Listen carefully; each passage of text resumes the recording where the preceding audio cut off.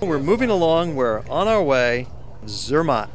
To get there, it's another spectacular train ride. We're going through the mountains, we're changing trains at Brig onto a smaller train, a narrow gauge train, and that'll take us the final leg with this terrific observation car with this panorama glass scenario so that you can see the mountain peaks and the valley down below. First class Swiss rail,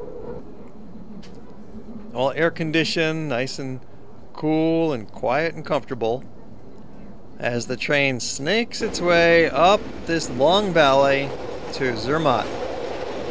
Zermatt's another town that does not allow automobiles, so the only way to get to Zermatt is by this train. People can drive about halfway up the valley and park their cars in one of the villages and then get on the train for the final leg up into the village of Zermatt itself. There's nice scenery out both sides of the train, and there's some side valleys coming down.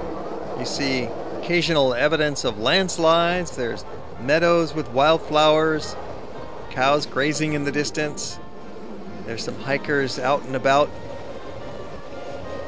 We're approaching the midpoint of our tour. We started in Lucerne, went to Interlaken, now we're heading for Zermatt. And after Zermatt, in a future episode, we'll take you on to Locarno and finally to Zurich.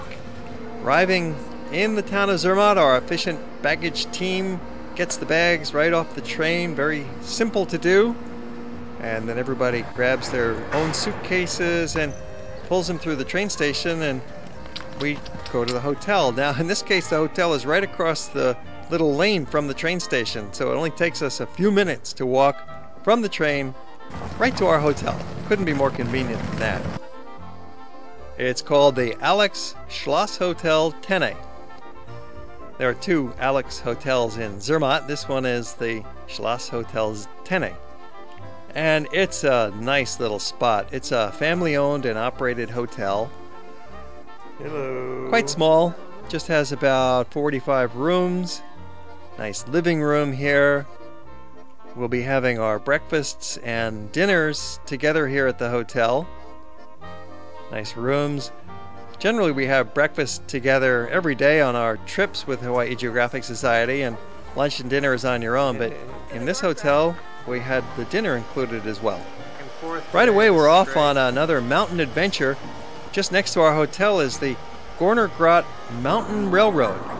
This is a narrow gauge rack railroad that's going to take us up past some stunning views of the Matterhorn. That's the signature site of Zermatt. The famous Matterhorn. We'll show you quite a bit of different angles of the Matterhorn during our visit here in Zermatt. And we're going further up this Gornergrat that will show us other views of many peaks in the surrounding mountain range. Some adventurous hikers getting off halfway to do some skiing. We're staying on the train and riding to the top, where we're going to have some great views of Monterosa and other mountains in the surrounding vista. You're surrounded by 25 different peaks that are over 12,000 feet high when you get to the top of the Gornergrat. You have to walk up this final couple of 100 yards to get to the very top observation platform, and from there you get the stunning panorama. So don't stop just at the top of the train station or at the restaurant or at the cafe terrace. You want to get to the top, the very top. Easy to get up there, and you will be rewarded with this unbelievable vista. From this spot you can see more high peaks than any other place in the Alps. This is the place, the Gornergrat, and especially with the Matterhorn. So we're quite happy to be up here. Our happy little group from Hawaii. And now we're going to head back down and warm up in the cafe. It's not that cold. It's just barely freezing, and it's sunny. There's no wind. Really ideal conditions. So you can sit outdoors if you like, or sit indoors in this cafeteria. Most people like to sit outside on the terrace. You can see the Matterhorn in the background, Monterosa here, Switzerland's highest mountain. The restaurant offers a convenient cafeteria line where they serve up some hot meals, soups, salads, light snacks. Here's our lovely train. This is a brand new train.